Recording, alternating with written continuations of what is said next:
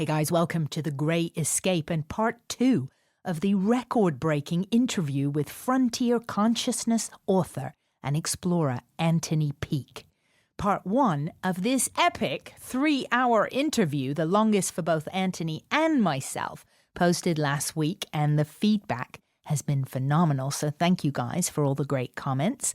I am massively excited to bring you round 2 of the holographic episode where Anthony sheds light on things like symbols, DMT, the pineal gland, and gets you asking the question, could there be trillions of you? Stephen Hawking thinks so. All this and more. So get ready to delve deeper into the Matrix right after this.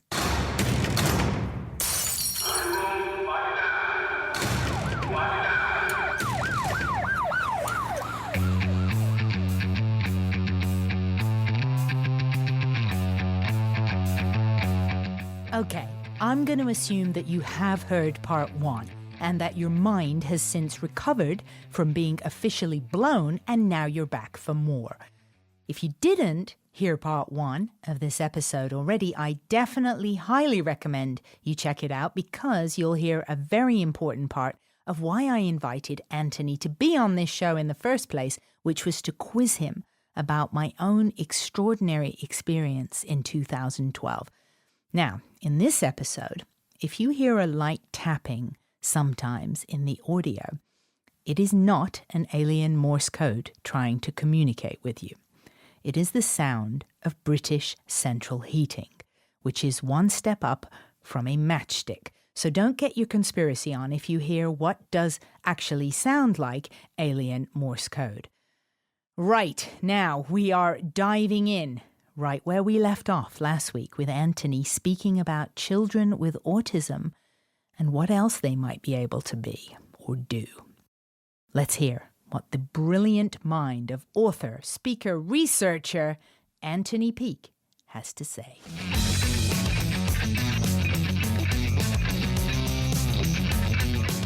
This proves that people who are autistic are telepathic. There's telepathy taking place here.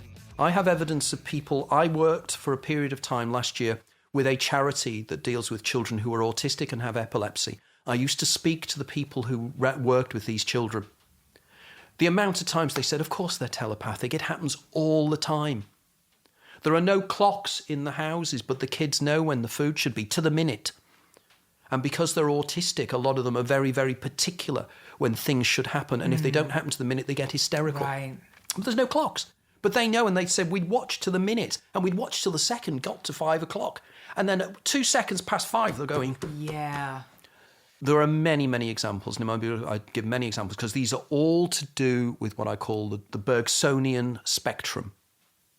It's to do with Henri Bergson and also the Huxleyan spectrum as well, to do with Aldous Huxley. And what I argue is that most of us who are neurotypical do not access this other world, because our brains are locked down, our communication channels between our daimon and the reality outside are locked down. We don't have extraordinary experiences. Most scientists do not have extraordinary experiences, therefore they don't believe they exist because they haven't happened to them. As soon as a scientist has an extraordinary experience, the whole game changes. We'll have a drink afterwards and they say, yeah, I know I was saying all that, but there's one thing I couldn't explain happened to me a few years ago. And I said, well, why didn't you say that in the interview? Right. I can't. I have tenure. Right. I cannot be seen to be being interested in these knowing things. something. I can't be seen not I understanding can't be seen, something. not understanding it and not showing it. So at the far end, there are neurotypicals. There's then a spectrum that people run through where the doors of perception become more and more open. And I'm still trying to figure out where certain areas fit. But as I say, migraine is in there. People who have migraine on occasions have... they see little people as well, in the same way as people with Alzheimer's do. This is very strange about seeing the little people. And it's a known effect. I mean, effectively, you look up Charles Bonnet syndrome, it's a known syndrome. You know, it's not, again, out there something weird and wonderful. It's there, it is known, it is diagnosed. The question is, what are they seeing? Yeah, and are these people existing somewhere else in our world? Well, this is it. They have motivations. One lady who was a young woman who had migraine said she sat and watched. How did she describe it now? There was a little police car came across her carpet. Little policeman got out, and there was a man pulling a cow.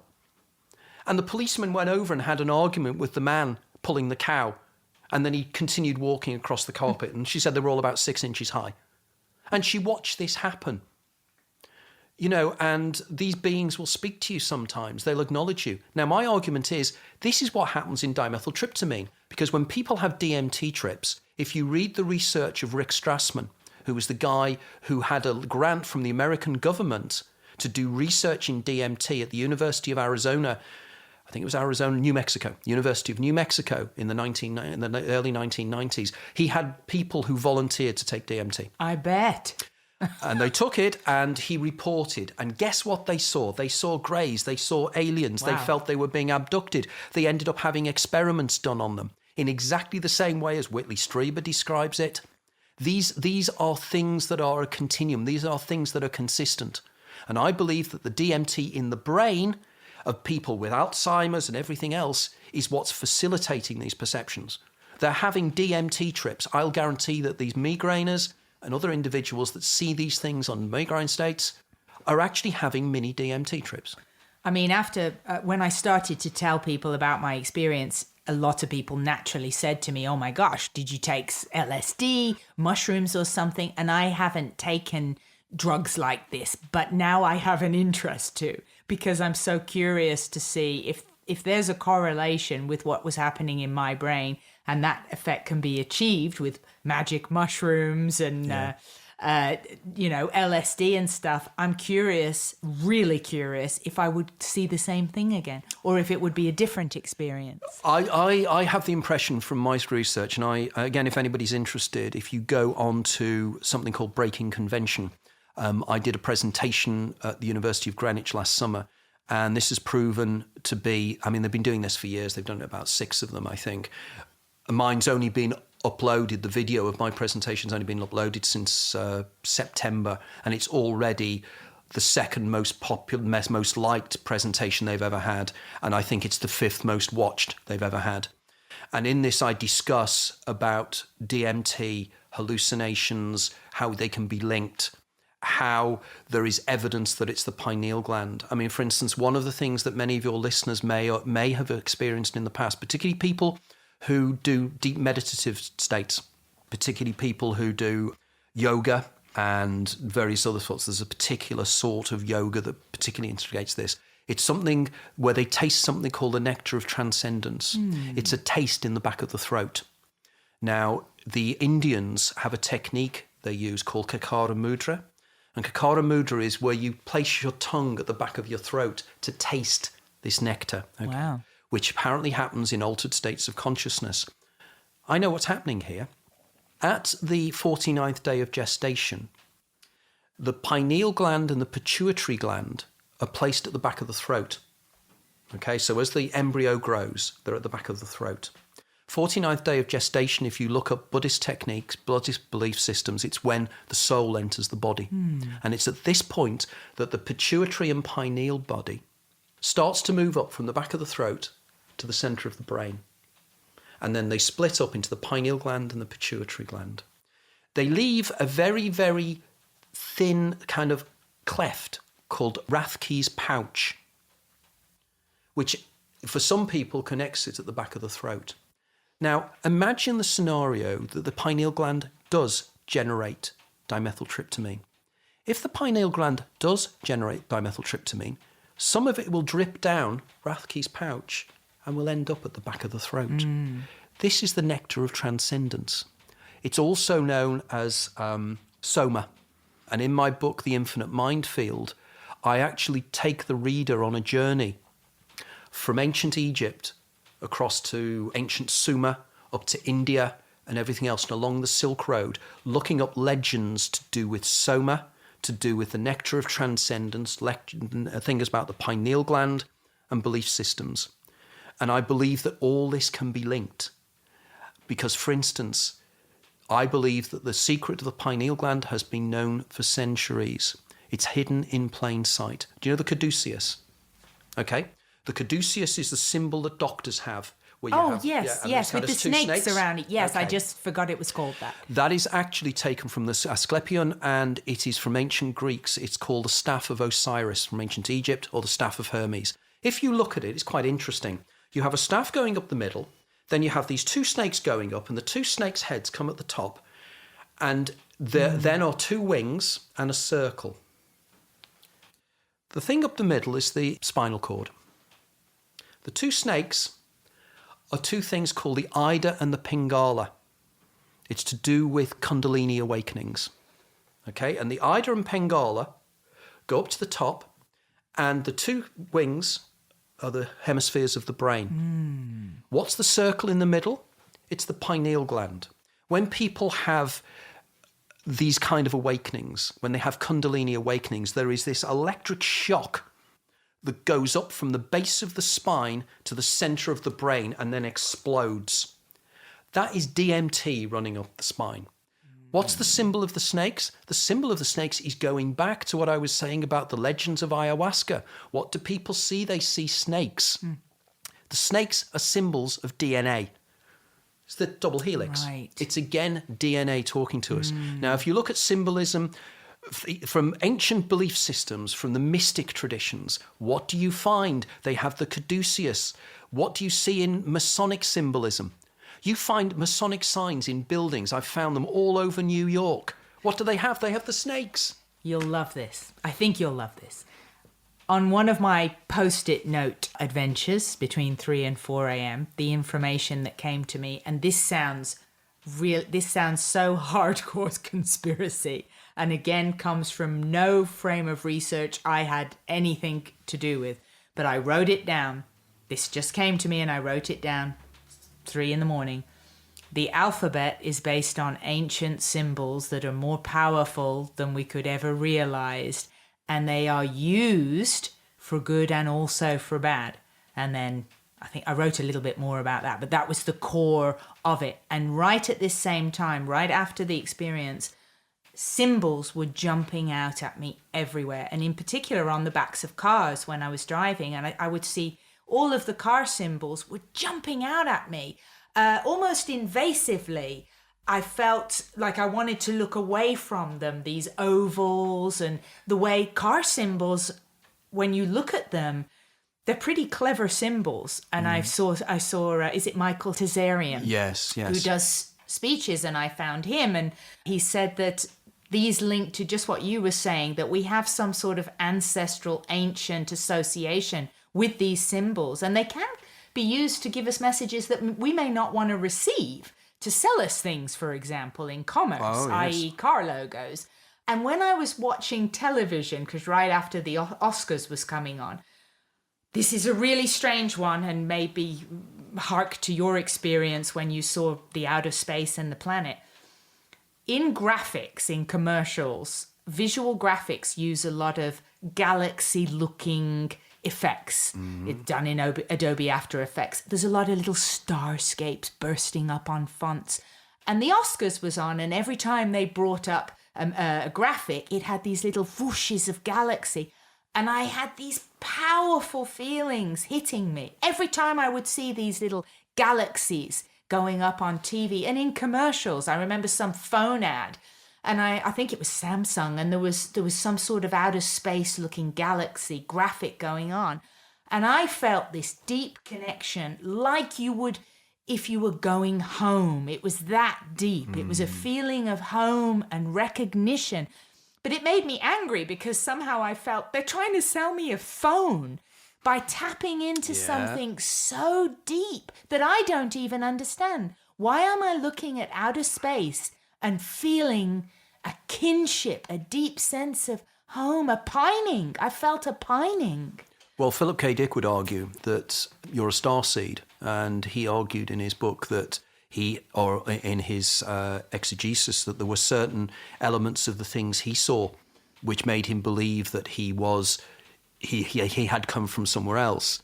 And in fact, I contacted a very old friend of his who he'd worked with, and there's a very famous interview he does with a guy called Brad Steiger, if you come across Brad Steiger's work, which they discuss in great detail Phil's ideas of this kind of resonation. Now, the resonation point is a fascinating one because we could argue that the Kabbalah, the whole basic point of the Kabbalah, is the use of symbolism, the use of the Hebrew alphabet. And each number and each symbol has a very, very powerful meaning. Now, again, in my research, in my book, The Out of the Body Experience, I spent a lot of time chatting with a rabbi in Manitou Springs in Colorado.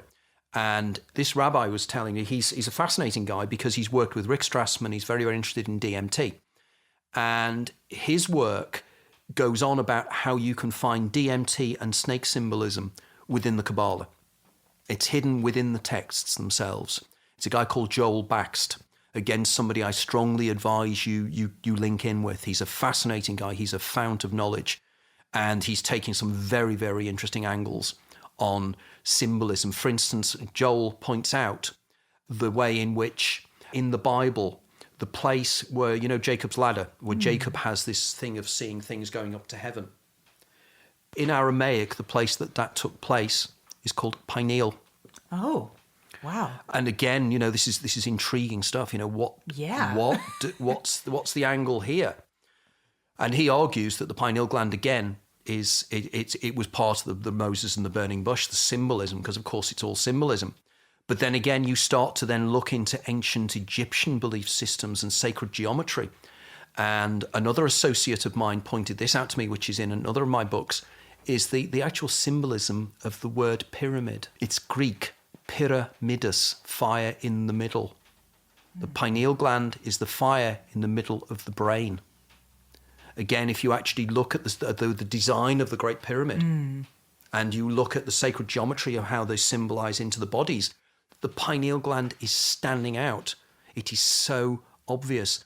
For instance, I believe I went out to Angkor Wat in Cambodia a few years ago and spent time wandering around the site. I am convinced that the actual symbolism in the actual 5 towers, they're bloody big pine cones. They're pine cones. But the really, really weird thing is, again, my link with the 2 Austrian researchers. The Austrian researchers a few years ago, together with Professor Erlenda Haraldsson, who's Professor of Psychology at the University of Iceland, they took one of these lucid light devices out with them to Lhasa, Tibet.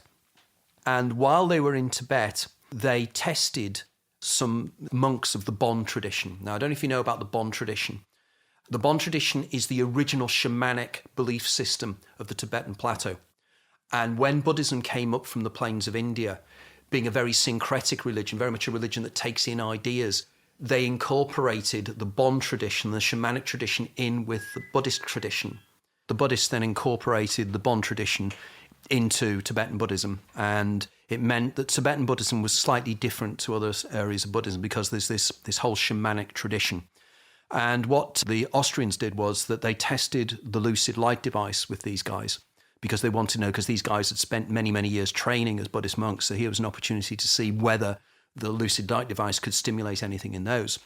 And they had them seeing mandalas within seconds.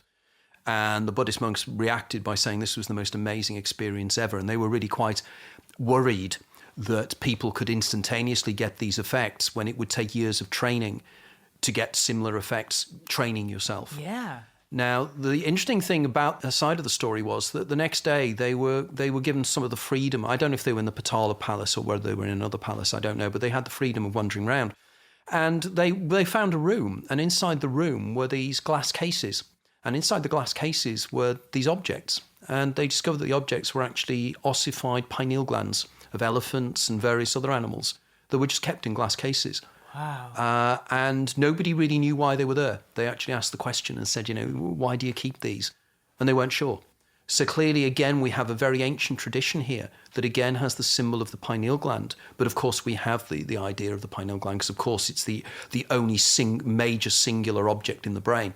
So, therefore, if you take somebody's brain apart and you pull the bits apart, the one thing you will notice is this one singular object that's in the brain. And it actually has a little sort of eye lens on it, doesn't it? It does, like in fact. Eye. There's something called a tatura, which is a New Zealand lizard that actually has the third eye. The pineal gland is in the centre of the forehead, and it can actually see. Wow. Now, on top of this, what is even more curious is that the optic nerve actually runs directly below the pineal gland. And there's a reason for that, because the pineal gland needs to be aware, even though it's in the center of the brain, whether it's light or dark outside. And the reason for this is it excretes something called melatonin. And melatonin is the chemical that makes you go to sleep. So therefore, it has to be close to the optic nerve to realize that. And this is why people screw up their sleep by being on their computers before bedtime, because the light is signaling to your brain that it's still daylight. Yes, so the melatonin is not released. And of course, melatonin is very much to do with the sleep cycles. Now, an associate of mine, Beach Barrett, is suggesting that endogenous, that is internally generated dimethyltryptamine, which is supposedly generated by the pineal gland, in fact, is a change on melatonin. He calls it metatonin. And he says effectively endogenous DMT should be given its own term, which is metatonin. And if we then realize that this substance is a neurotransmitter, we can move on. And in fact, Rick Strassman, the guy who wrote the book on DMT, the spirit molecule, has argued that there is strong evidence to assume that dimethyltryptamine is in fact our reality modulator. This is the thing that creates the reality around us, which of course is in keeping with my overall hypothesis that this is a simulation and our facilitator within the simulation is the pineal gland and DMT. Would the DMT then be linked with the things like Alzheimer's, that maybe it starts to shut down production so you don't maintain the illusion, so to speak? Yeah, no, that's a very good point. in that is probably the reason, is that the ability to keep the illusion going is eroded. The doors of perception are being opened because we can't deal with it. There was a wonderful quotation that I've adapted that I first came across many years ago, written by a guy called Raynor Johnson, who was an English physicist who went to live in Australia and in his later years became schizophrenic. Because, of course, schizophrenia is in here as well. Schizophrenia is when the doors are wide open and you just can't even take it all in because it's just coming in. And he used this analogy, and I've adapted it. And basically, I suggest that imagine you've lived all your life in one of those Irish round towers that you see in Ireland, the kind of round towers, like Rapunzel. Like a lighthouse? Well, no, like the story of Rapunzel where she lets her hair down. She lives in the top of one of those round towers. So imagine you're Rapunzel living all your life in the top of one of these towers. And the outside world, you see through 5 slits in the walls, and they're your 5 senses. And this is how you perceive the world. Becoming schizophrenic, or acquiring schizophrenia, or experiencing schizophrenia, whichever term we want to use, because they're all pejorative and all quite dangerous in many ways. But when you start to perceive schizophrenia, it's like you've noticed a trapdoor in the roof. And you're allowed to come out, and you pull yourself out, and you see reality as it really is. Now, if that is the case, no wonder you're overwhelmed. No wonder schizophrenics hearing voices here, there and everywhere, that they're being told to do things. Just the barriers are broken down and the alternate realities. Because who knows whether there are entities within these alternate realities? I've no way of knowing. But all I know is there does seem to be their own motivations. Creatures that people experience in DMT dreams seem to have their own motivations. Terence McKenna called them the machine elves. They seem to have their own plans. Like, for instance, one of the most fascinating things, have you come across the work of Robert Wagner at all? No, only in Heart to Heart. Oh, very good. The actor, Robert Wagner. I'm afraid that's the extent of my research. With Stephanie Powers. Is this what you're referring to? What was the dog called? What was? Freeway. Freeway, that's it. Freeway, we got it. God, there's a voice in here. Obviously, something just broke through from the beyond the veil. There was another male voice. Did you hear it? I did, yeah. It's my sound engineer. This is a high-tech podcast. I have an actual sound engineer with me. Woo, freaky. So going back from that little aside. Robert Wagner, yeah. Absolutely, and Freeway. Robert Wagner is an American guy. I think he lives in Des Moines, somewhere like that. Des Moines. Des Moines. Yes, Des Moines. Silly me. Yeah, of course. I could go off on a side there, but I won't because I'll get carried away with something else. Will it include the word derriere if you go off on an aside? It could do. So we won't go there, will we? No, too cheeky. Can't do that. Sorry, I couldn't resist that. Sorry. It's my daimon. It takes over occasionally and makes the most awful puns. Your daimon is a stand-up comic from the 1950s. Yeah, with very, very questionable taste in humour. The Borscht Belt. Absolutely. The Borscht Belt. There's a good one. The Borscht Belt. Yeah, that's what they referred. I don't even know where it stems. I think it was like Russian, Jewish it's Russian, people isn't it, Borscht, yeah. eating the stews and stuff. It was called the Borscht Belt of these excellent comics. There must be DNT in Borscht somewhere, maybe. Anyway. But we digress from Robert We digress. Wagner. Sorry, Robert, Okay. if you're listening. I know you're listening, because I'll be interviewing in a few weeks' time on my show. And I've interviewed him in the past. Robert is one of the world's leading authorities on the lucid dreaming phenomenon. And in fact, I think I'm right in saying that he was one of the people who was approached by the director of Inception, whose name I should remember, but I don't. I can't remember either. No, I should do. I should do. Anyway, he's done a whole series. I of just movies. remember Leonardo DiCaprio, because who wouldn't? Yeah, absolutely. I was thinking the little tiny Canadian girl that was in it was really good as well. Okay. So different. You notice different things. You're bound to want your Derriere. Okay. Derriere. We carry on. We carry on. So Robert has written a series of books on lucid dreaming and how to facilitate lucid dreaming. And as you know, lucid dreaming is becoming self-aware of the fact that you're in a dream. And when you do that, you can manipulate the dream scape to do things. And Robert has been fascinated by the people he meets when he's lucid dreaming, because he tended to assume they were all just figments of his own imagination. So therefore, he could manipulate the people around him. And there was one sequence where he describes where he was flying, because one of the things you can test if you're lucid dreaming to become lucid is to see if you fly. And if you pick your feet up off the ground and you find you can float, you realise you're dreaming. And then you can say, hey, I'm in a dream, I'm dreaming. The other way, apparently, is to look at your hand. And you look at your hand in a dream and think, why am I looking at my hand? I'm looking at my hand because am I dreaming?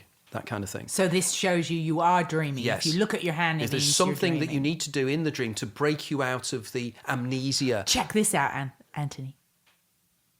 What does this mean? I'm looking at my hand. You're dreaming. I'm dreaming. This is a dream. Yeah, well, there you go. So look at your hands. So, in fact, I look at my hands all the time, so I'm in a continual dream state. But anyway, you remember in the movie, he has a totem, he has a thing he spins. Do you remember? And it's, again, to make you realise you're in a dream state. So there's various ways. A little clue for yourself. Little clues to make you wake up within the dream. Again, have you seen the Linklater movie, Waking Life? No, I haven't. You've seen that? Okay, because that again, the central character there is somebody trying to know whether he's in a dream or not. And he talks to various people. And Philip K. Dick is registered in there, for instance. Some very interesting conversations in there. Very interesting movie. Richard Linklater, who also did the Philip K. Dick movies as well. And did Boyhood. I didn't know that one. Because that's Richard Linklater, who did the Oscar-winning film Boyhood. Or at least Oscar-nominated, right? Yeah, Oscar-winning. Ah, right. No, I didn't know. I have to check that one out, because I adore his movies. He's very, very interesting. Its big thing was that he follows a kid from when he's kid through his adult life, and I believe it was shot over 12 years. Oh, so right. Nobody had ever shot a Typical, movie like yeah. this. So. Christopher Nolan, by the way, is the guy that did Perception. Okay. I hate myself. Inception? Inception, yeah. Okay. Did I say? Perception. It's because you're dreaming. Because I'm dreaming, yes, absolutely. So anyway, back to good old Robert. And in the sequence, he starts flying, and there's a group of people walking along with hats. And for a bit of fun, he decides, I'm going to knock the hats off.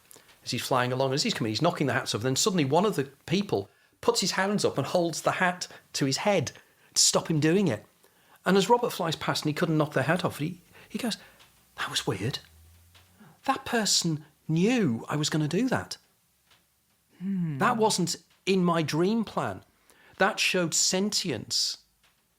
And since then, he's been able to, I think I'm right in saying, go into dream sequences, and he actually has been able to meet people who are also lucid dreaming. And he said sometimes you'll meet people and they will look slightly confused. They're there with you, but they're not sentient of the fact that they're themselves. Now, if this is the case, this means there's a place we can go when we dream. And I believe, in my book, The Out-of-Body Experience, I suggest that lucid dreaming and out-of-the-body experiences are very, very similar. Because there's an awful lot of evidence that when people are in out-of-body experiences, they go to places or they walk around their bedroom, but it's not quite the bedroom that they remember. In other words, it's been created from the memories of the bedroom. And this is why you will never really effectively have tangible proof that somebody's outside of their body when they're in an out-of-body situation. Because people will contradict me on this, but I don't know of any real powerful evidence that somebody has seen something in an out-of-body state that they couldn't have already known. The people will cite examples and they'll say Charles Tart did an experiment with a young woman called Woman X, I think it was, or something, whereby she supposedly was able to read a 6-digit number that had been above bed level when she was in an out-of-body experience. I have reasons to believe that that wasn't quite how it happened, but I won't go into details now. But in my book, I discuss this. Also, people who remote view, people like Ingo Swann. I mean, one of the major examples of Ingo Swann, who was one of the most famous remote viewers, was that he saw the rings of Jupiter before it was actually discovered by the Mariner, wherever the spaceship would have got out there. That's not quite true. What he actually said was that he saw things that looked like the rings of Saturn. And he said they were coming out of the planet, not round it. The second thing he said, which I think is more pertinent, was that he could see volcanoes coming out of the clouds, the cloudscape of Jupiter, which is impossible because Jupiter is a gas giant and there are no volcanoes on Jupiter. So clearly whatever he was seeing was not quite what our reality was. But I don't necessarily diss the fact that he was in some form of altered state of consciousness, but I don't think necessarily the information he brought back was as convincing. I mean, I remain convinced. I mean, if people can actually bring forward evidence for me, that's fine. This is why Graham Nichols and I now work together, because Graham claims he can see things in the out-of-body state which are in consensual reality. And the things he's said he can do convinced me quite strongly that it could be the case. I remember reading Robert Bruce's book a while ago about having out-of-body experiences, because I had one many, many years ago. Nothing terribly exciting, really, and I wasn't into anything like this, but it just happened one night. I was lying on my bed at the Oakwood Apartments in Los Angeles, and I literally floated up to the ceiling, and I was nose to popcorn. They call it popcorn ceiling, where it's that old plaster with little peaks on it, you know.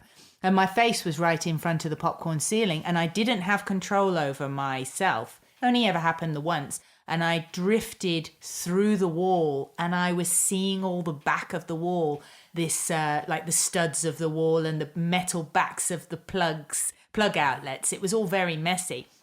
And then I drifted back because I was quite afraid. And I, at the point I got really afraid, because I thought maybe I was not going to go back in my body. Perhaps this is death or whatever. And I just went thump back into my body, and my upper thighs were really sore straight away, like I'd done a workout of tons and tons of leg squats with weights. My tops of my legs were burning, which is really strange, and that was my experience. I presume that you haven't read any of the books by Robert Monroe. No. Now, that's interesting, because the description you gave there is almost exactly what happened to Robert Monroe when he found himself the first time out of his body, and he was actually at the ceiling, and he thought he was on the floor, and he pushed back, and he was just floating backwards and forwards. And then he turned round to see himself and his wife in the bed. He then had the same scenario when he was able to go through the adjoining areas between the floors of the apartments to see underneath. And I think he went down to the floor below, and he found nails and things that were sticking up, which he subsequently checked and were there. Now, Robert Monroe is very intriguing, and if I strongly suggest anybody gets the opportunity to read his series of books, I think it's 3 or 4 of them, because one of them is very intriguing, and I love this story. I don't think I've actually mentioned this in any of my interviews, but I love this story, where he became somebody he called I there. In other words, he discovered that there was another version of him living in an alternate reality. And on occasions, in out-of-body experiences, he would end up taking over the body of what he called I there, the other person.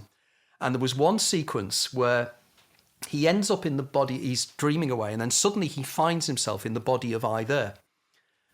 And I there is having a conversation with a man sitting opposite, and he realises that I there is pitching for a business deal. And he doesn't, and Robert's in his body, and he doesn't know what the hell to talk about. So he starts kind of winging it and saying, well, you know, and he said, I could see I there's wife looking at him, going, like that. And he said, I was there for about 3 or 4 minutes and then I was back in my body again. Oh, and he said it must have been from either's point of view as if he'd had a blackout. Now, I believe that either had had, at that time, a temporal lobe absence seizure.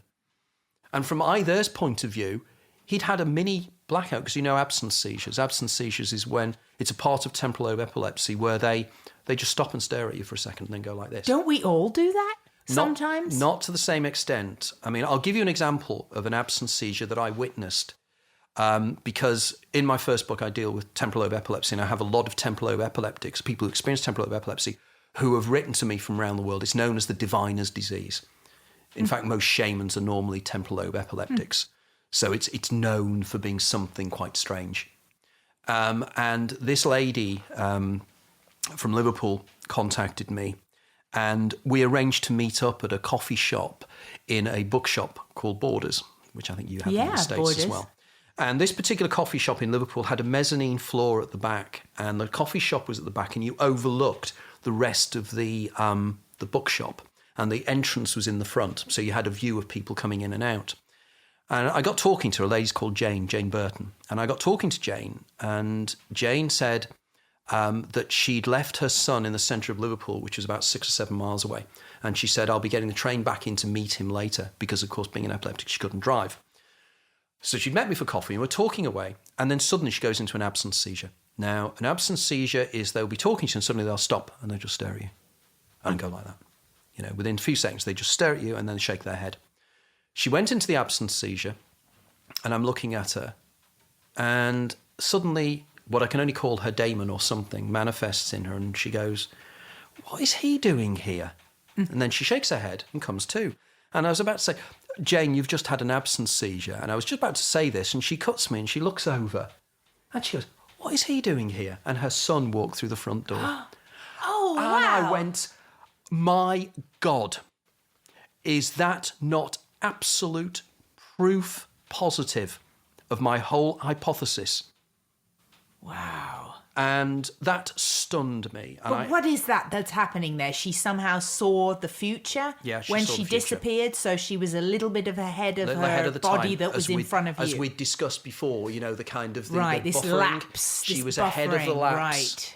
Right. The people who, for instance, one of the known symptoms of temporal lobe epilepsy, which people are diagnosed with temporal lobe epilepsy rather than ordinary epilepsy, is when they have their pre-seizure aura, they have profound déjà vu sensations. It's one of the things that doctors use to diagnose it.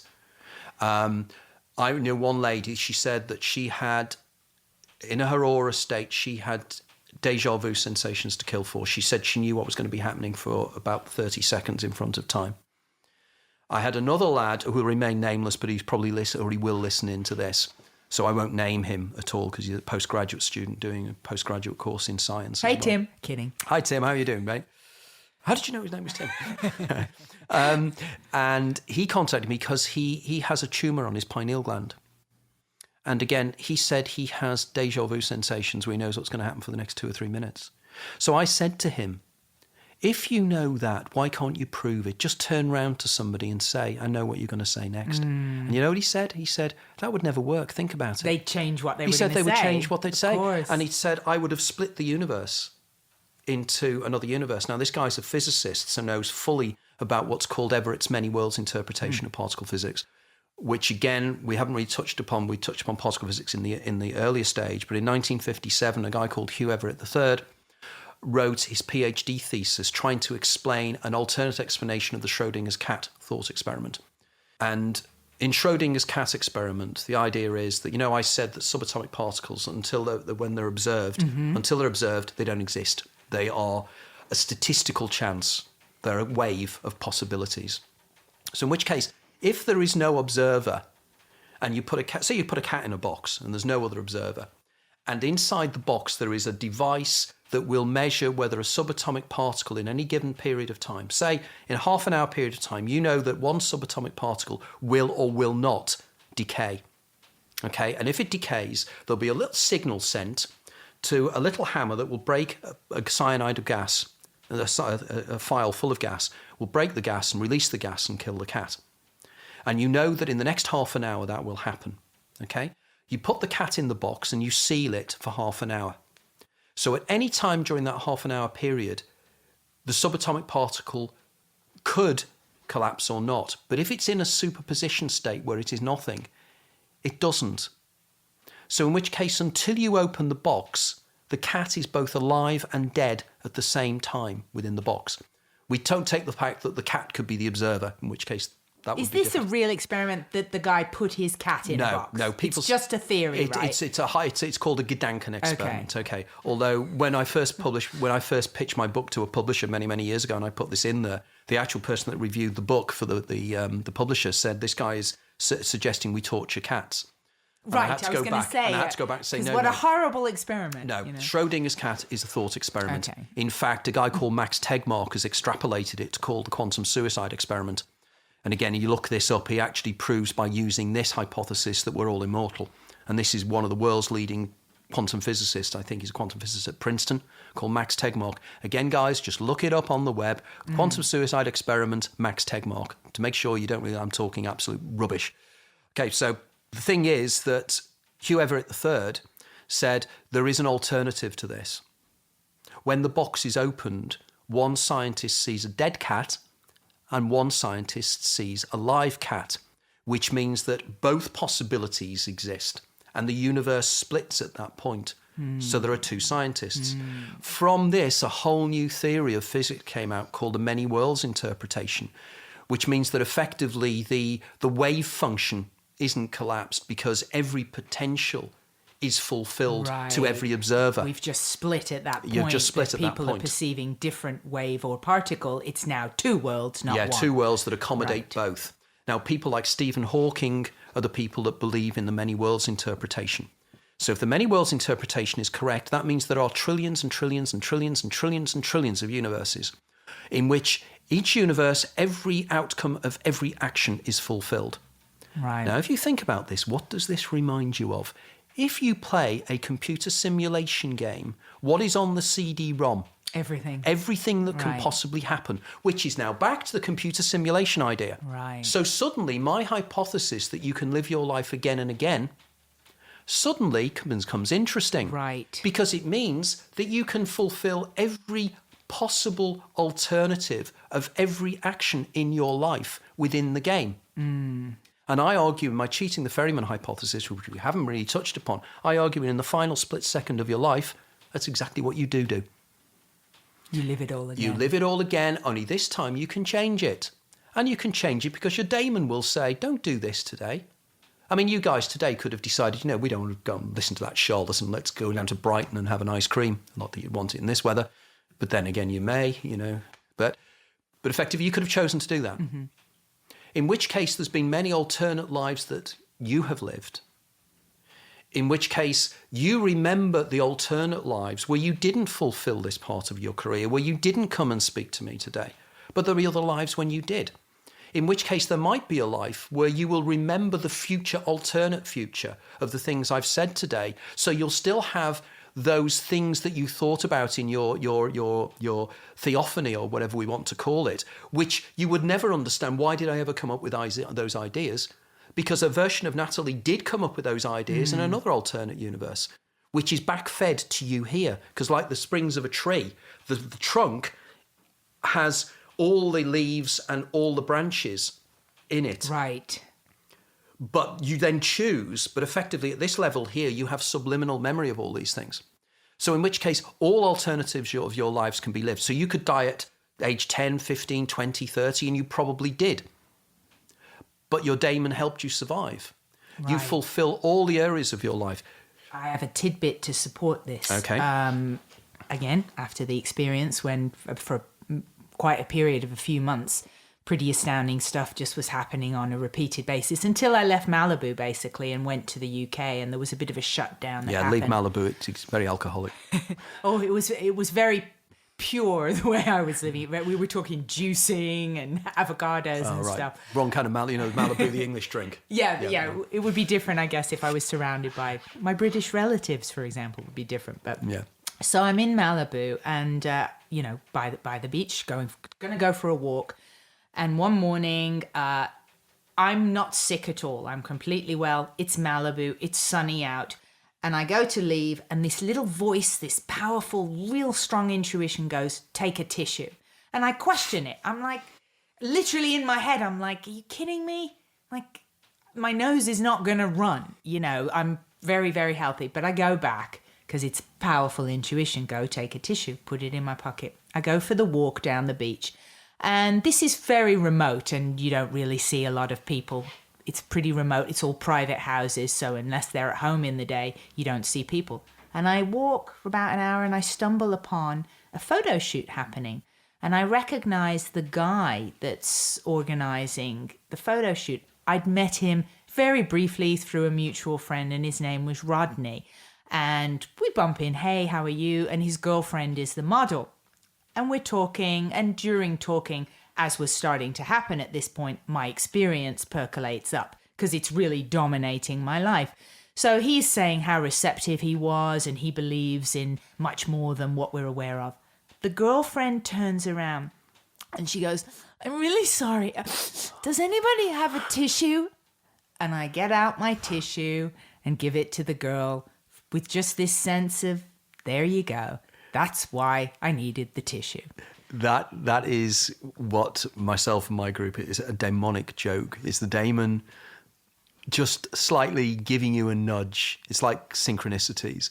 But that is a classic example of how the daemon can just give you clues. Now, it could be that just your eidolon, for want of a better term, subliminally remembered that the girl didn't have a tissue and needed one. Yeah. I give examples in my book, The Daemon, A Guide to Your Extraordinary Secret Self. I was written, after my first book, I was written by lots of people who bought into the philosophy of cheating the ferryman, and they gave examples of in their lives. And one guy was really interesting. He was a soldier in Rhodesia, as then was Zimbabwe, as now is, in 1969, I think it was. And he was a soldier, and he was riding at the front of he was on a machine gun at the top of an armoured car in a place called Mount Darwin.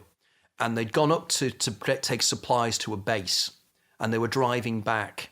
And as they were driving back, they were about to come round a bend when a voice in his head said, ambush, ambush, dive, dive, ambush, ambush. He said he was so shocked by the voice that he didn't do anything.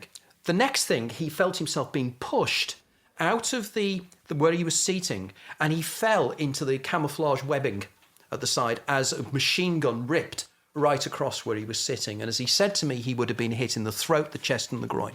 He would have been killed instantly. And since at that time, this voice then became part of him. And he described to me just how effective his daemon was. And he emigrated to America, and he was working in a factory in America. And he said he had a cup of coffee in his hand, and he was walking across the shop floor, and his right hand, for no reason, came up like that over the coffee as a blob of oil from the roof hit the top of his hand. And he went, bloody hell. How incredible is that? Yeah. And that shows how, if you are attuned to your daemon, you can. One other guy, for instance, he told me he was driving along a country lane near Chester, and with his family in the back, and he was driving along, and suddenly his hands just went and drove the car into a ditch as a lorry careered along the wrong side of the road and would have hit them straight on. Clearly, in another universe, he was killed.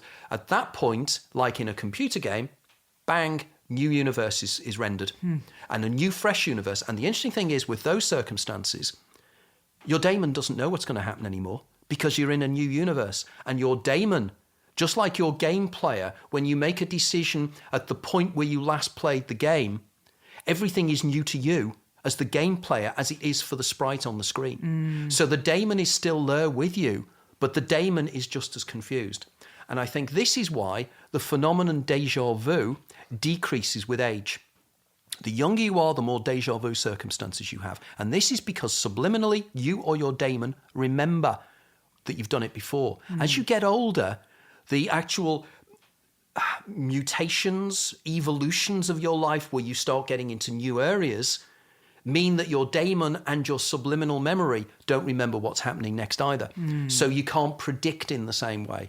But I argue then you get near towards the end of your life and suddenly the déjà vu start kicking in again, or there's coincidences because it's preparing you for the moving over again. Yeah, I think I need to amend my little DMT theory that I mentioned just a few minutes back as well. As we get older, maybe it makes more sense that we're producing more of it rather than less, and that as it produces more, this is how this thinning of the veil starts to happen, and this you is get more, these I would ailments. say. Yeah, you get the Alzheimer's and this sort of thing. There is the other counter-argument as well, which is calcification of the pineal gland. And as we get older, the pineal gland calcifies. Now, there are certain conspiracy theorists say that the reason there is fluoride in the water is to increase calcification of the pineal gland to ensure that people are not as aware of the alternate realities as they are now. I'm not a conspiracy theorist. So I believe in, as a qualified historian, my degree was in history and sociology. I've studied history to the degree I know that effectively it's the cock-up theory of history. People aren't planning things. People in power are just as incompetent as we are. But I believe that money speaks, and there are certain things, obviously, you can say. But I think to the extent of putting fluoride in the water to keep people ignorant is probably pressing it a little too far. But having said that, there is a direct link between fluoride and everything else. And the reason this works, and again, this is intriguing, it's to do with the pineal gland is piezoelectric, which means it can actually pick up on certain signals. Like it can act almost like a resonator or like a diamond or something like this. And this is how, for instance, pigeons can orientate themselves along vast distances, because they have in their pineal gland, there is a little chip in their pineal gland which can actually pick up the Earth's magnetic field. So a pigeon, as you can imagine, the magnetic field comes out of the pole and goes out in lines all the way down to the South Pole. Effectively, a pigeon or a bird or a robin or whatever can sense and follow the lines of energy, and it can follow them and get to where it wants to go. This is why apparently birds can't commute south of the equator. Birds in the north can't get lost at the south, and the birds in the south get lost in the north. And this is because, of course, the lines change as you get to it. The lines change, the intersections change because of the way in which the electromagnetic, the magnetic field works. And this again is known. This is not my supposition. This is known. So, in which case the piezoelectricity within the pineal gland, I think, is effective in terms of helping us attune. It's like a crystal set, like a crystal radio. But because of the ossification of it, and because of the calcification, it means that it becomes less effective. And it means it can't attune in quite the same way. But there's the counter-argument is whether it's attuning out and whether the information field is out there, or whether it's, as I would argue, attuning inwardly. And the final point here is that I argue that the tuning inward is to do with something called OR. Have you come across this? No. It's orchestrated objective reduction. It's a hypothesis put forward by Stuart Hamerhoff and a guy called Roger Penrose. Stuart Hamerhoff is professor of anesthesiology at the University of Arizona, and Roger Penrose is the Rouse Ball professor of mathematics at the University of Cambridge. Both very, very big guys. Roger Penrose is world famous as a mathematician. Background story is that Hamerhoff is intrigued as to why anesthetics work. We know which substances work, we know how you can get knocked out by the substance, but they don't know why. Okay, and you just talk to any anesthesiologist, they'll say that we don't know why it is that these certain substances make consciousness disappear. Wow. We don't go to sleep, we disappear, and then we come back again. Hamerhoff has argued that it's to do with structures in the brain called microtubules. Now, each of our neurons themselves, the brain cells, are long, thin structures. And in order for them to actually be long and thin, they have kind of little lines of tubulin to make them solid. And the lines of tubulin are actually microtubules. Inside the lines of tubulin have got these little structures inside. Each of these little structures have two lines of force, and they give off light. They give off electromagnetic energy, and they create interference patterns within them. And interference patterns, which I think I touched upon, I don't know if you're aware, but interference patterns are how holograms work in the first place. Now, there are trillions and trillions of these tiny structures in the brain. Each one of them is generating tiny holograms. And what they argue is that they are so tiny that quantum effects can affect them. So in which case it's our interface with the quantum world through the microtubules, and they believe this is where consciousness comes from. Consciousness is not in the brain. Consciousness is created by the microtubules. Now, I counter-argue this, and I say that the field of information, what Lynn McTaggart would call the field, I would like to believe I do even more of the science, because I say it's the 0 point field, and it's to do with 0 point energy. We probably won't have time to discuss what 0 point energy is, but it is something that fills everything. And I believe that the microtubules can draw up data, information, digital information from the 0 point field. And this is the hard drive that runs the program. So there's the hard drive, which is the digital information that's in the 0 point field, which is then drawn up into the microtubules, which then filter either into the pineal gland, or the pineal gland acts as a kind of a reader of the hard drive. And this is where then reality is created. Like the needle on a record player. Correct. Or even better, probably the laser on a CD-ROM. I mean, I think the needle on a record player I think it's better. No, good, I agree. actually. It's better. No, I'll back down on that one. It's a much better idea. And particularly because it's more linear as well. So yeah, I think we might have some older listeners who might prefer the record album. I'm just saying. No, I think that albums sound. I mean, I've got a whole collection of my albums around the corner. Do you know I lost my Led Zeppelin 3 recently? I bought it in Christmas 1970. I bought that album, and it's disappeared from my record collection. So if one of you out there has got it, I want it back. Not to take you from the quantum field to Led Zeppelin 3 or derail you in any way. Yeah, oh no, absolutely. From this fascinating information. Yeah, because the one area of I love music and I love movies. You want to go on to the musical aspects of it, lad, we can do that as well, you know. But we so won't. pineal gland is like a CD-ROM reader, just to appease you. Yeah, a CD-ROM. You can see the egos just flaring up over there. A CD-ROM rather than an un-CD-ROM. Yeah. It's too seedy, this ROM. I don't like this ROM. It's seedy. It's the really slutty ROM hanging out with the slutty wave. Absolutely. We've got it attuned, you know. We've got it right. And the here. Type A, was it the Type A electron that's and making everything? the Kardashian that wants to be in all places at the same time. We're building alternate physics here, which is really, really good. But so the model for me works using the particle physics and using the ideas of many, many science points of view. I mean, many people will criticize me by saying I'm far too eclectic in my approach, but I think that if all the hypotheses of quantum physics, because one of the big things that scientists out there, and they're all going to panic when I say this, but you know it's true, guys, don't you, is that there is a problem with modern science. Relativity is one way of explaining the way the big world works. It works perfectly. It can explain the movement of planets. It can do everything, as can the work of Newton. Really perfect for explaining the big world. Quantum physics, absolutely perfect. The most perfect science we ever have. Quantum mechanics can explain virtually everything from CD-ROMs to how your mobile phone works and everything else. It's all aspects of particle physics or quantum mechanics. The two work. One deals with the very small, one works with the very large. Plug in the maths that you use in quantum physics into relativity, you get impossible answers. You get infinity.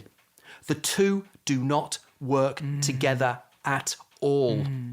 So therefore, they both cannot be an ultimate explanation for what is happening in reality. Somebody's wrong. Yeah, or they're both right and they're not seeing the links below. And it's again coming back to the David Bohm idea of the hidden variables.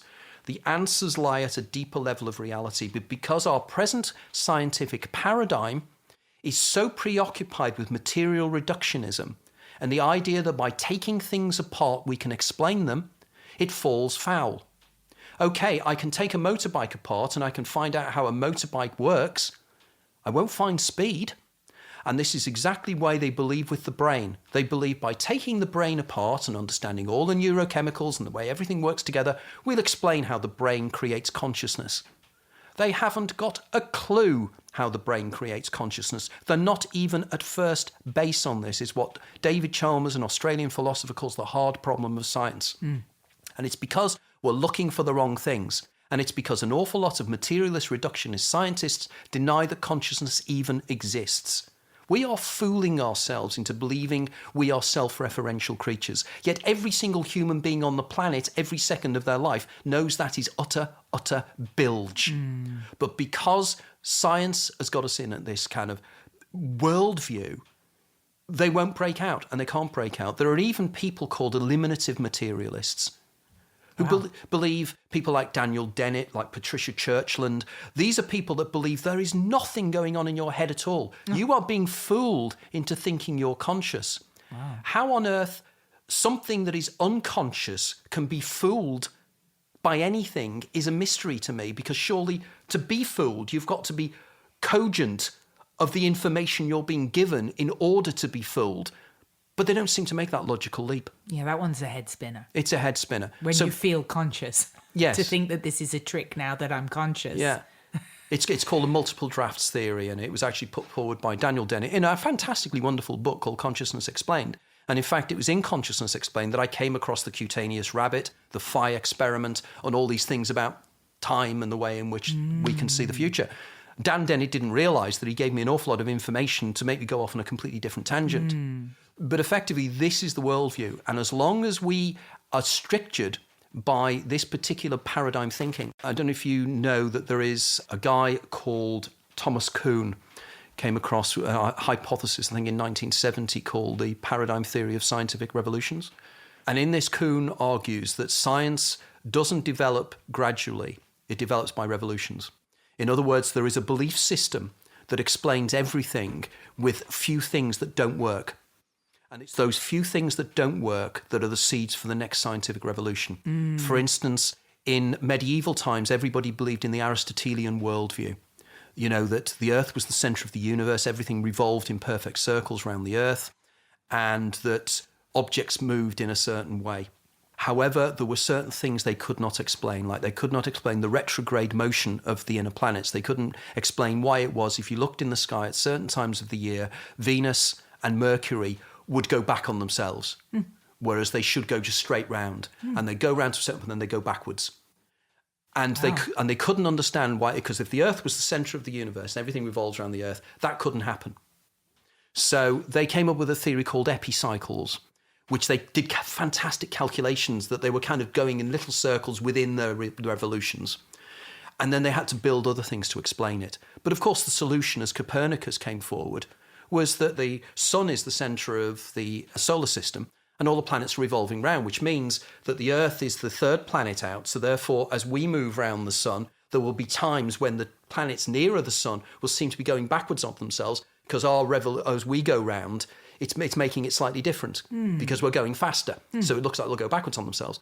So suddenly the light went on and everybody said, maybe the other things that Aristotle said don't make sense. Like, for instance, how an arrow moves through the air. They used to believe that an arrow moves through the air because as it goes, it pushes air in front of it, which causes a vacuum, which sucks the arrow into the next bit and everything. It makes the arrow move along. It makes rational sense. But they also believe then the arrow went straight down. But of course, arrows go in an arc. They just didn't perceive that. But suddenly, by ditching one thing, a new science started. And of course, Newton then came along with his science, and we had Newton's science. And Newton's science managed to explain so many things that the Aristotelians couldn't. So there's a new paradigm of science, Newtonian science, and everything fitted within Newtonian science. Till we get to around about 1870, 1880, and suddenly there were a couple of things that science couldn't explain. And there was a guy called, I think it was Lord Kelvin or somebody of that nature, in about 1897 said that we virtually explained everything. The only things that we're not quite sure of, there are 2 or 3 clouds on the horizon. And in fact, Max Planck, who will come into the story in a second, Max Planck, when he was deciding what PhD to do, his tutor turned round to him and said, no real point in doing physics anymore, mate, because we know virtually everything. So physics really is a dead duck, so don't bother. Oh, my gosh. But Planck decided he would continue. Okay, there's the corollary to this. So the problems they had was something called black body radiation. There was something called the photoelectric effect. And both these things didn't seem to make any sense within the way science worked. I won't go into detail on the photoelectric effect, but it's to do with black body radiation. It's to do with if you have something that is a perfect reflector, there are certain things that should happen with the spectrum doesn't, applying the physics of that time. Max Planck in the turn of the century was actually employed by a German company to actually create better light bulbs. The Germans were feeling they were being left behind by the Americans with Swan and people like that, and with the English. So they wanted to create their own light bulbs. So he needed to understand how light was given off, how radiation was given off. And he started to research this, and he started to research black body radiation. There were certain things that didn't work for him. And he really got very frustrated until one day, in sheer frustration, he said, if energy wasn't continuous and it came in little bits that were separate, the maths would work. And everything worked from this. And he called these little packets quanta of energy, where quantum physics came from. Okay. Quanta just means packet in Latin. From that, he could suddenly explain everything to do with black body radiation. But the problem was it meant that energy wasn't continual, but was unique and specific, which meant that light couldn't be a wave. And then Einstein came along, and the other issue, which was the mystery, was the photoelectric effect. If you shine a light onto a surface of a certain frequency, electrons get kicked out, only at certain frequencies.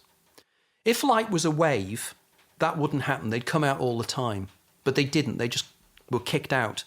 And Einstein's solution was light is not a wave. They're little tiny balls of energy that hit the surface at certain times, and it kicks out the electrons. He'd explained the photoelectric effect, but in doing so again, he suggested that light wasn't a wave, but was a particle. Right. But the whole of the science up until then was convinced that light was a wave. So suddenly, a new science comes on board, quantum physics. And quantum physics then explains everything, supposedly.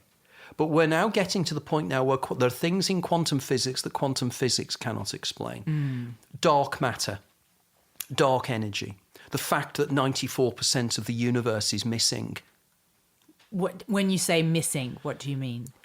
Effectively, if you look at the way in which galaxies revolve, they seem to revolve, the further out they are, the quicker they revolve, whereas it should be the quicker the further in they are. And I think I'm right in saying, and I'll stand corrected, I'm quite happy to stand corrected, but as I understand it, in order for this effect to work, there has to be far more gravitational force, which means there must be far more matter within that area. And this matter is matter we cannot identify, we cannot measure in any way, but we know it's there. In which case, if this matter exists, what is it and where is it and why can't we measure it? And in approximately 94%, only 6% of the universe is physical matter, as we call it. The rest is dark matter. And within that, there is a dark energy, which comes from dark matter. So there is a whole numbers of things out there that our science cannot measure. The mystery is, what is it? Right. Now, one could argue these are the alternate universes that we see. In fact, a guy called David Deutsch, who's an expert on the many worlds interpretation, has argued, you know what I was saying about the single photon or electron going through the one slit? Yes. How come if there's only one going through, there's an interference pattern? He argues that actual particles from alternate universes hit it. And that's what causes the interference pattern. Wow. In fact, again, I don't know if you're aware of this, but an awful lot of science these days needs something called virtual particles to work. These are particles that literally get pulled out of the quantum vacuum from nowhere, and they exist for a trillionth of a second and then disappear into nothingness again. And we have stuff to measure? Oh, yeah. That these show up for a trillionth of a second? They do. Oh, absolutely. Wow. They're called virtual particles. You know, these are things that are known to science. The other really weird thing that always stuns me is how many times in the history of science, scientists have thought, you know, there should be a particle here, and then they find it. There was one famous statement by, I think it was Glasgow or somebody, who turned round and said, who ordered that? because they'd hypothesized that this particle should exist in order to make something happen. Then suddenly, within a few weeks, 2 or 3 people discover it around the world.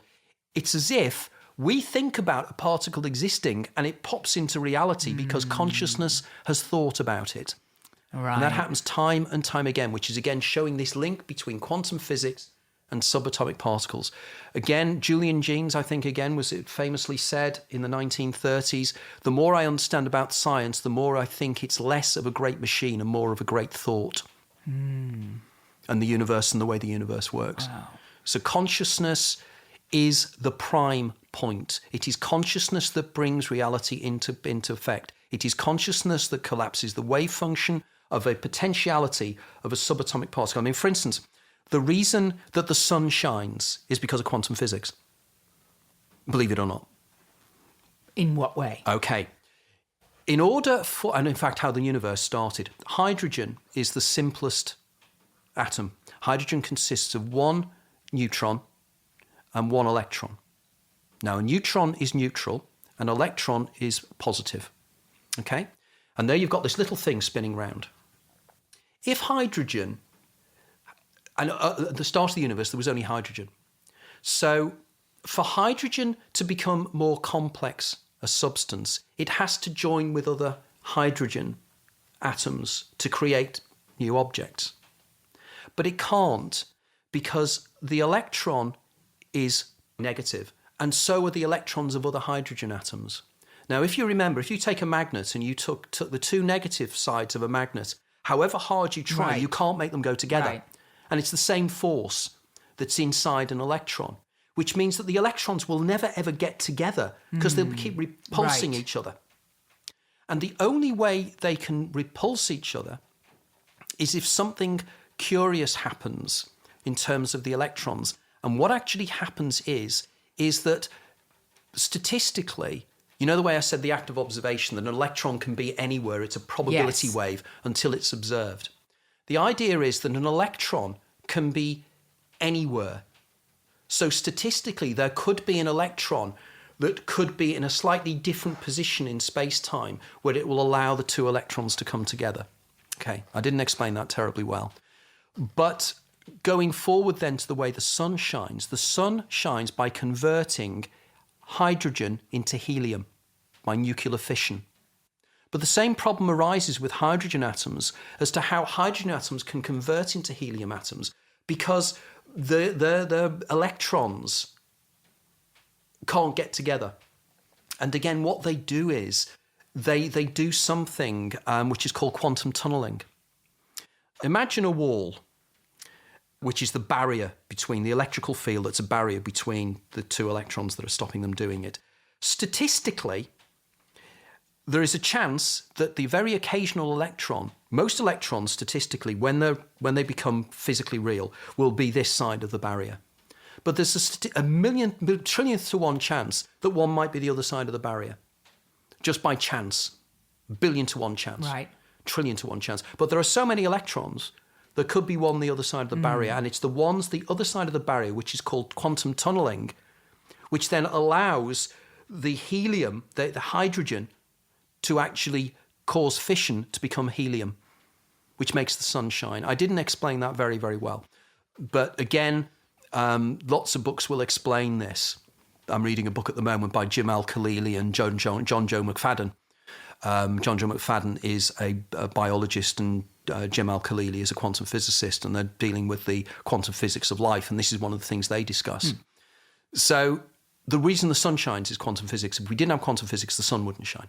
Right. Okay. Life wouldn't work in the way it works without quantum physics. You mentioned a while back that free will doesn't exist.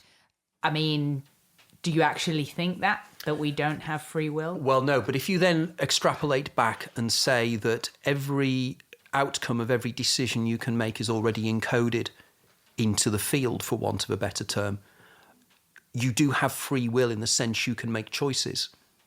The only thing is you only have an awful lot of choices. In fact, you have every possible choice you can make, but there is still a finite number of choices you can make. So, but you still have free will. Within the normal knowledge of the word free will, we do have free will. Just because we do. So basically, I mean, you believe, from what I gather, that we're living in a holographic universe. Believe is the wrong term. I suspect from the information I have read and from the papers I have read and the research I have done personally, reading the research that other people have done, I believe that it is very close to certainty that this is a simulation. Yes. And if that's the case, how much control do we really have over our own lives? Or is there really, we think we have control and there's this daemon running the joint? Well, the daemon is you. So the argument is the daemon is you that exists outside of time. The one from the future. It's the me from the future who knows all that I'm about to do. It already knows it. It knows it because it is your game player. So you as an eidolon, there is an argument to say that when you play a computer game, the on-screen sprite, the Lara Croft, for want of a better word, showing my generation, does not have a choice on screen. Lara Croft can only do certain things, and Lara Croft can only go in the direction you, the game player, tell her she should go.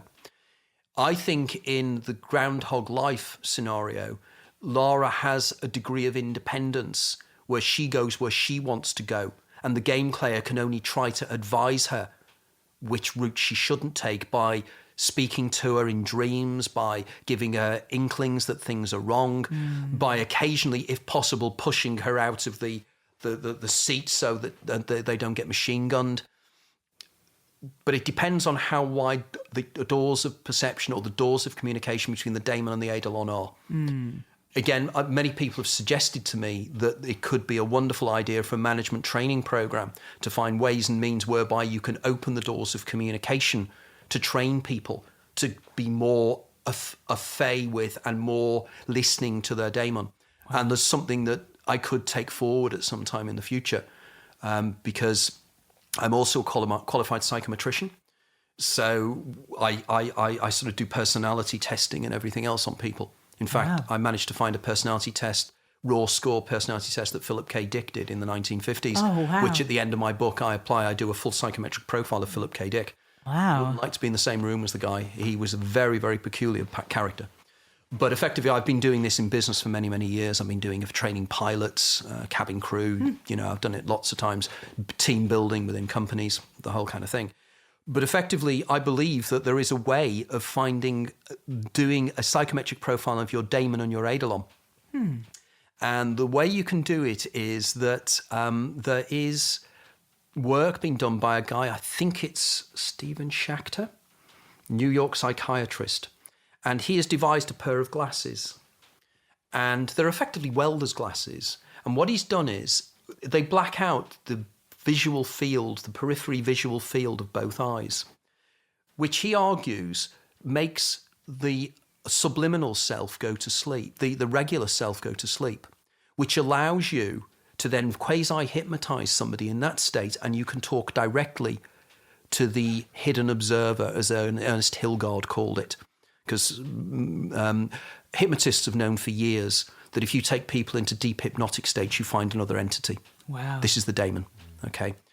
I say Ernest Hilgard worked on it, various other hypnotists. Now, this psychiatrist uses this technique. He doesn't call it the daemon, but he uses this technique to actually try and stop people having these problems in their past. So he talks directly to the unconscious. Now, I believe that if you could do that, and you could get the daemon, which is manifest in the brain at that time, to do a psychometric profile, you could end up with a psychometric profile of somebody's daemon and then a psychometric profile of somebody's eidolon. Yeah. And then you could match the two together and say, for argument's sake, your left and right hemispheres of your brain, this is the real you. Where you could also see where the conflicts are coming from. Yeah, and you could, exactly, the kind of difficulties we have. Because I argue, or I used to argue in my earlier books, I'm less arguing it now, though, because we have the two hemispheres of the brain, and I argue that the daemon is in one hemisphere and the eidolon is in the other. And that the corpus callosum, which is the thick body that holds the two sides of the brain together, when that's cut, people end up with two personalities. There are a series of experiments done in the 1950s and 1960s by people like Roger Sperry and Michael Gazzaniga called split brain operations. Wow. And when they did this, they ended up with two people. Goodness me. And they did. There are definitely two people. There's one very famous experiment done called the PS experiment, where a young lad had his corpus callosum cut, and he was asked a question about what he wanted to be when he grew up. Now, the right hand is worked by the left hemisphere, the dominant hemisphere. But when your brain is cut and you have this kind of operation, your left hand sometimes can be worked by your non-dominant hemisphere. So he's asked this question, and he said, what would you like to be when you grew up? And he said he'd like to be, I think it was a quantity surveyor. As he said this, his left hand picked up some Scrabble cards and spelt out racing driver. Oh, my goodness. And as Michael Gazzaniga said, he said this means effectively that the non-dominant hemisphere of the brain is being overridden all the time by the dominant hemisphere, even though it has its own motivations and its own actions. In fact, there is something called alien hand syndrome. I don't know if you've heard of this. No. Oh, alien hand syndrome. When people have had a stroke and the communication channels between their left and right brains have gone, they will go and they will, for instance, a woman wants to go out and she wants to dress in a certain way. Her right hand will go and pick one dress and her left hand will pull her hand down and grab another dress. Oh, my goodness. And this is known, again, it's called alien hand syndrome. Oh, my goodness. It's a known psychological effect, which means that the two personalities are different. And they're different because they think differently. And they think differently because one is the daimon and one is the Eidolon. Wow. Maybe. That was my early hypothesis. I'm less sure now. I think there's more to it than that. That's simplistic because it's going back to the old idea, that the creative right hemisphere and the non-creative driven left hemisphere. It's not quite as simple as that. But there is lots of neurological evidence. And this is all in my first book, Is There Life After Death? The stuff I've done is deeply researched. There's nothing I say in my books that I haven't researched to the nth degree and gone right back to the neurology, to the neurochemistry, the lot. That's why a lot of people find me a problem, because I can't be dismissed as some new age wacko. However deep they want to go, I'm happy to go. Yeah, that's right. And because I have quite a peculiar brain, I can recall facts and figures. I was going to say, I don't know how you can remember all of this. I mean, all of these names, you must have mentioned 100 names in this podcast. I mean, I can't believe you can remember everybody and all these facts. I am infamous for being able to do this. People find it bordering on the uncanny. I've never been beaten in Trivial Pursuit, ever. Ever, ever, ever. Nobody has ever beaten me in Trivial Pursuit since it first came out. I'm in quizzes, in Quizlies, because I'm interested in rock music, I'm interested in music, classical music, I'm interested in football, sport. I have an uncanny memory. And the strange thing is I don't have to think, when did I read that? It just comes to me like that. And I'm nearly always right. And sometimes I come up with things that I don't even remember knowing, and I go and look them up and I was right. Yeah. That I find uncanny. Well, maybe you were out on the astral plane doing research, or in an alternate universe. Maybe, but you speak to my wife, and I'll be halfway up the stairs and don't remember why I'm going up the stairs. Right. And she said it's just the way your brain works. When you're dealing with stuff you're interested in, you're fantastic. But when you're dealing with practicalities, you're not. And I'm not. I have that happen a lot. The whole, what am I in here for? Yeah, I do that. Senior moments, I have them all the time. When you get to my age, you're going to have them, As we come about my record-breaking, epic, passing 3-hour... Oh, my God. Epic, brilliant podcast interview, which will be divided up probably, if not 3, certainly into 2 parts.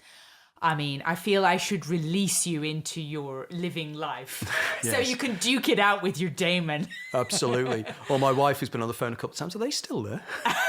Have you done an interview this long before?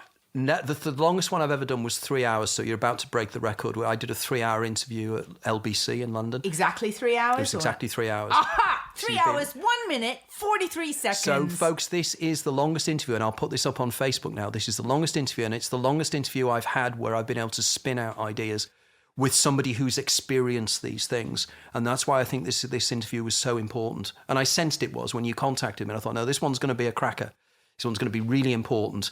And I think because we have similar sense of humour as well, and I think that works, and just having fun about these things. But at the same time, these are suppositions. These are my ideas. It doesn't mean I'm right. It means that the information I have leads me to believe that this is how reality works. But I'm not a guru.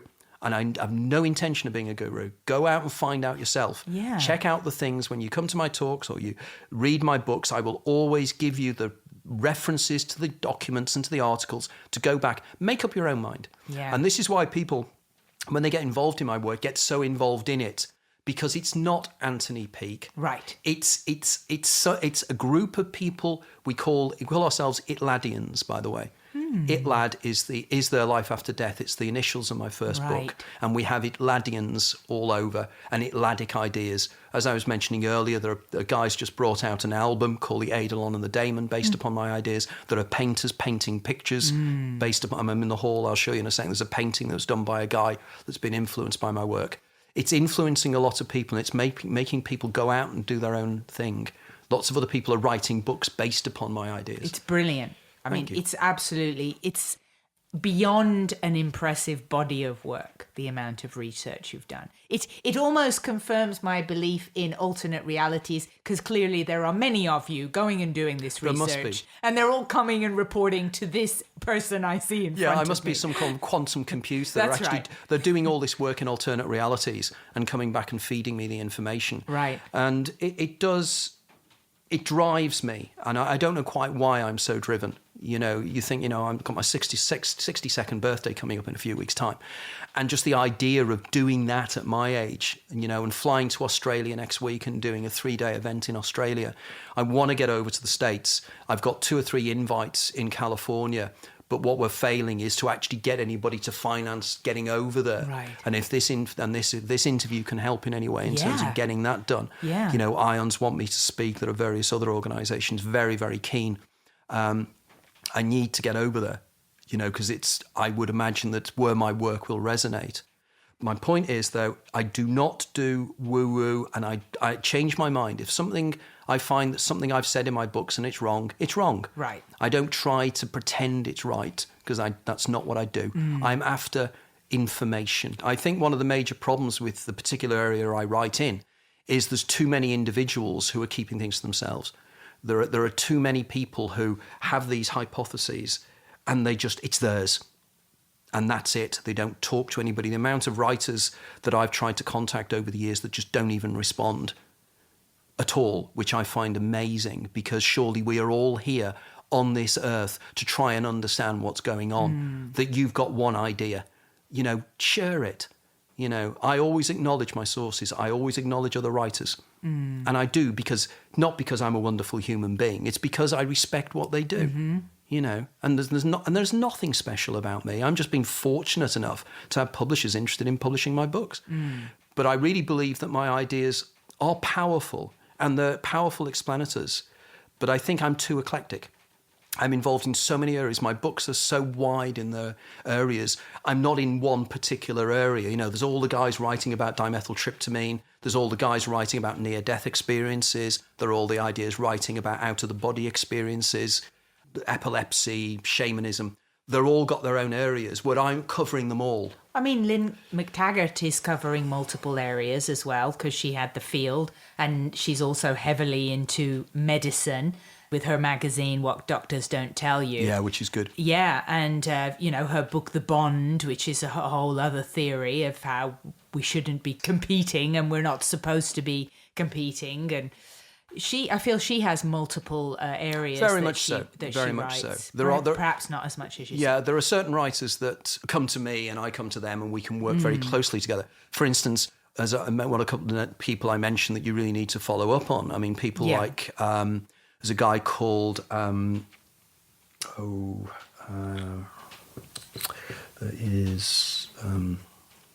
this is the temporal lobe epileptic seizure we're witnessing. Yeah, no, it's the blood sugar. It's the blood sugar dropping. Oh, well, it could be that too. It is as well. It could be we need to feed, Anthony. Yeah, probably. But there's people like Arthur Funkhauser on Deja Vu. I mean, Art Funkhauser is one of the world's leading experts on deja vu as a phenomenon, and he came up with something called the dream theory of deja vu, which is absolutely fantastic, And there's a guy called Andreas Mavromatis who wrote the definitive book on hypnagogia, which you must get hold of. Andreas wrote a book called Hypnagogia, and his second book was called Travelling Light, and he's got a PhD in psychology, and his book on hypnagogia is the best ever. It's I wonderful. can't wait to get it. I'll get it tonight. I'm ordering it tonight. Yeah, we'll try and order it. If not, I can try and facilitate it for you, because I know that he's republished the book comparatively recently. But it's wonderful. If you have hypnagogic images, you need to read his book. Fabulous. I barely know the words to say thank you so much. It's okay. I'm so truly grateful for two reasons. Obviously, these are going to be great podcast episodes, but on a much deeper level, you are the first person that I've come across who really understands what I went through, what happened to me. You know more about what happened to me than I do. And I have the same sense that I know you mentioned Dr. Irvin Laszlo said you're the only person on the planet he could find to write this book with. And I felt that way from when I first heard you on the podcast with Howard Hughes 4 years ago. I have to meet this guy, and it took 4 years. And now I've met you, and I feel, God, I was so right. I really did have to meet you to hear these insights on what happened to me and get explanations. So I'm just grateful on multiple levels for your time to take with me today. Thank you so much, Thank you. Anthony Peake. Thank you.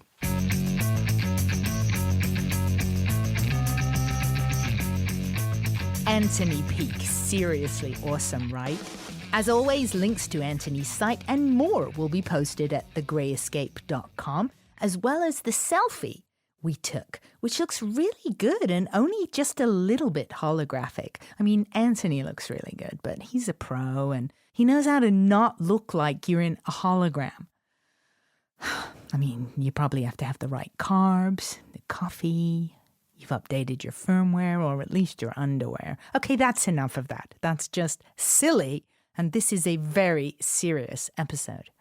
Wow, wow, wow.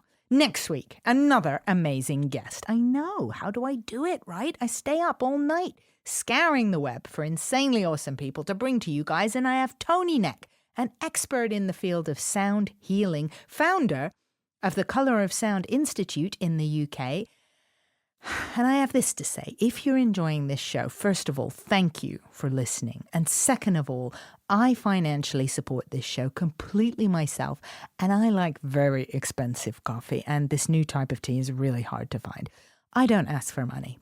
I just ask for gold or a rating and review on iTunes. So please take a moment to do that. And of course, subscribe. That's super important. If you want to send gold, I can provide an address. If you want to just do the rate and review on the show, that's fine. I can provide a very sincere thank you. You can write to me at thegreyescape.com or check out my own site, nataliegray.com, for some of my art and comedy shenanigans. And meanwhile, I am very stoked to be back with you next week, vibrating in your head, which is a very favorite thing to do. So I hope you enjoy it too. Thank you guys again so much. It wouldn't be the same without you. And don't miss next week's episode. If the name Nikola Tesla means anything to you, and it should, you're going to want to listen as we ask the enormous question, can sound heal everything? I'm Natalie Gray, and I'll catch you next time at The Grey Escape.